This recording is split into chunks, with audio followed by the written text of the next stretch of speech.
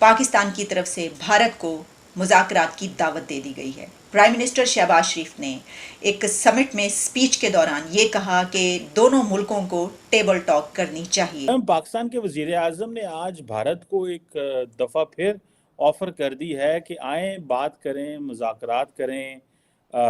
ये ऑफ़र्स वो बहुत ज़्यादा कर चुके हैं जब से वजीर आज़म बने हैं भारत को। आपको क्या लगता है कि नरेंद्र मोदी साहब क्यों जवाब नहीं देते? इंडिया क्यों रेडी नहीं है? क्या पाकिस्तान को मुज़ाकरात की पेशकश करनी चाहिए? शहबाज शरीफ साहब का यह भी कहना है कि हम भारत से बात करना चाहते हैं। ये बात शहबाज शरीफ साहब ने पहले भी एक दो बार कही थी और कल फिर उन्होंने यही कहा कि जी हम जो है वो मुश्किल वक्त से तो निकल गए, लेकिन अब हम भारत से बात करना चाहते हैं। भारत की तरफ से जी एकदम सन्नाटा है, किसी किस्म का जवाब नहीं दिया जा रहा, जिसपे हमारे कई लोग और एक्सपर्ट्स कह रहे हैं कि लो जी लो, हम तो कह रहे हैं भारत से बात करनी है, अब भारत ही हमसे बात करने के लिए तैयार नहीं है। यही रीजन है कि हमें कोई जवाब नहीं दिया जा रहा। तो उन लोगों के लिए मेरा ये कहना है कि जी ये 6 दिन की जो गवर्नमेंट रह गई है उसको भला भारत क्या जवाब दे। जाहिर है 6 दिन तो सोचने में ही लग जाते हैं। मगर बहरहाल शहबाज शरीफ साहब जो है वो 6 दिन के बाद चले जाएंगे और इस वक्त उनका ये कहना कि भारत से बात करना चाह रहे हैं, ये आपने अपनी गवर्नमेंट जब आई थी उस वक्त आते ही क्यों नहीं कहा। लेकिन बहरहाल अब कह दिया तो कह दिया, और वैसे भी शायद ऐसे ही टाइम पास के लिए कहा हो, अदरवाइज सीरियस होते तो यकीनन बहुत पहले बात हो गई होती। लेकिन जाहिर है 6 दिन की गवर्नमेंट जिसकी रह गई हो उसको भारत तो क्या कोई छोटी सी छोटी कंट्री भी शायद जवाब देना जरूरी ना समझे। लेकिन इसी के साथ हिना रब्बानी खर ने ये कहा है कि India is darling of the west. India west का डार्लिंग है और जब रिलेशंस की बात आती है तो पाकिस्तान के साथ रिलेशंस पर उसके कुछ टर्म्स एंड कंडीशंस होते हैं। तो इसका मतलब ये हुआ कि जब हमें ये पता चल गया कि मैं तो ये समझती हूँ कि उन्होंने ये स्टेटमेंट गलत दी है। असल में उनको ये कहना चाहिए था कि India darling of the world है। इंडिया इस वक्त पूरी दुनिया का डार्लिंग बन चुका है, उनको ये बात कहनी चाहिए थी। लेकिन उन्होंने सिर्फ ये बात की कि वेस्ट का है। उसकी वजह क्या है? उसकी वजह आप जानते हैं कि अभी कुछ दिन पहले इंडिया के प्राइम मिनिस्टर नरेंद्र मोदी साहब का दौरा हुआ है और वो दौरा कितना बड़ा है, और उसके बाद जो अमेरिका के रिलेशंस है पाकिस्तान के साथ, उसकी कोई और समत जो है अब मुकर्रर हो चुकी है, वो किसी और डायरेक्शन में जा चुकी हैं। और हमने भी क्योंकि फैसला किया है ये कि अब हमने अमेरिका के बजाय चाइना के साथ स्टैंड करना है। अब हम चाइना के साथ खड़े हैं, अमेरिका के साथ नहीं खड़े।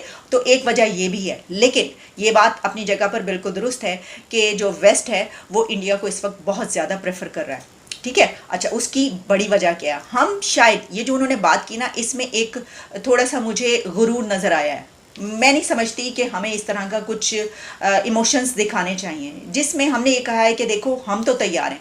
इनकी इस हिना रब्बानी साहिबा की इस स्टेटमेंट से ऐसा महसूस होता है कि हम तो तैयार हैं, हमारी तो कोई गलती नहीं, कोई प्रॉब्लम ही नहीं। तो देखिए, जब हमारे साथ ताल्लुकात की बात आती है तो इंडिया ये कहता है कि मेरी ये टर्म्स एंड कंडीशंस हैं, या वो क्लोज माइंडेड है, जबकि बाकी पूरी दुनिया के साथ ताल्लुकात में वो क्लोज माइंडेड नहीं है।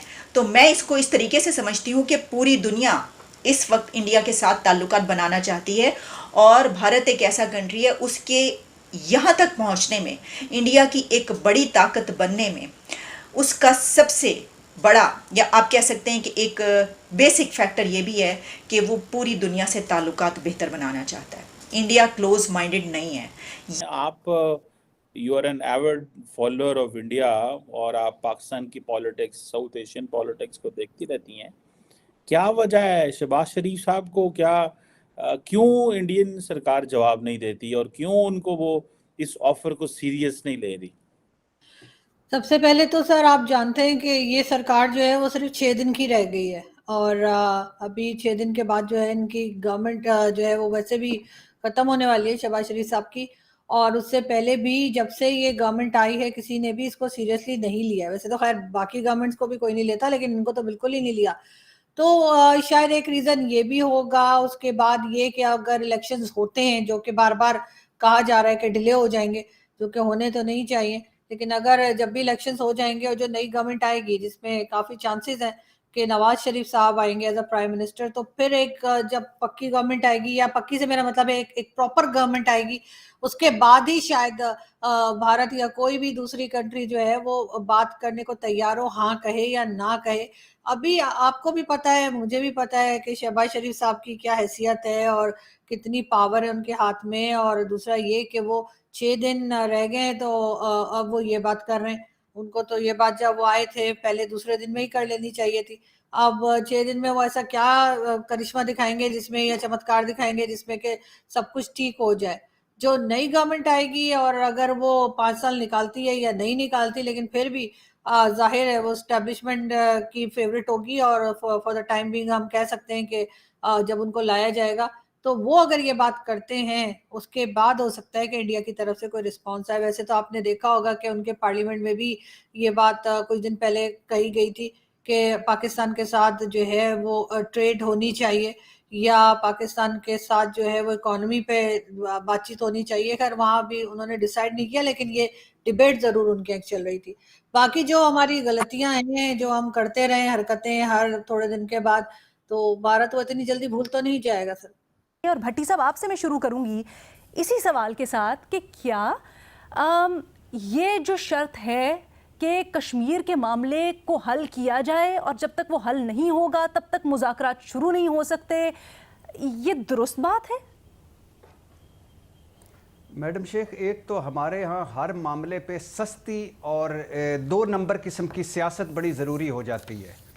کل عمران خان کوئی بات کرتا تھا تو یہ ٹپک ٹپک کے آتے تھے, او کشمیر فروش, او کشمیر بیچ دیا, او ظلم و ستم, اور نریندر کے مودی کے دوست. اور کل آپ پیپلز پارٹی اور نون لیگ آپس میں بھی کہا کرتے تھے مودی تیرا یار تو فلانا تو فلانا. ملک میڈم شیخ بھیک مانگنا, صدقے کے بھیک مانگنا وہ جائز ہے, امن کی بھیک مانگنا ناجائز ہے. فواد چودھری صاحب اور وزیر اعظم صاحب اور سارے ہمارے صاحبان سے عرض ہے کہ 5ویں بڑی معیشت بن چکا ہے بھارت, کبھی اس طرف بھی توجہ دیں. 91-92 میں وہ آخری بار IMF کے پاس گیا تھا, اور 166 ارب پتی ہیں وہاں صرف ڈالروں میں. اب میرے 2-3 سوال ہیں ان ساروں سے, کیونکہ ٹائم تھوڑا ہے, صرف 2-3 سوال. کیا آپ کے اس بیکار اور ناکارہ قسم اور خاموش احتجاج جو ہے, اس سے مقبوضہ وادی کی زندگی میں کوئی فرق پڑا ہے یا پڑے گا؟ نمبر 1. نمبر 2, کیا آپ مقبوضہ کشمیر کو بزور بازو طاقت کے ذریعے حاصل کر پائیں گے, یا وہ آزاد کشمیر کو طاقت کے ذریعے استعمال وہ لے سکتے ہیں؟ اچھا, کیا اس بھیک زدہ, خیرات زدہ, صدقہ زدہ معیشت اور اس سیاسی عدم استحکام زدہ ملک میں ماحول میں, اور اس ماحول میں بھارت کو آپ مجبور کر سکتے ہیں کہ آپ کی کوئی بات مانے؟ اور یار آپ کی حیثیت کیا ہے, اوقات کیا ہے, آپ اپنے منہ کے سائز سے بڑی بڑی باتیں کرتے ہو یار. ٹھیک ہے, ہمیں کہاں پہنچا دیا ہے آپ لوگوں نے, ہم بھکاری ہو گئے ہیں پوری دنیا میں. بات یہ میڈم شیخ, وہ آپ کا ایک آخری جملہ کہ وہ آپ کا پڑوسی ہے.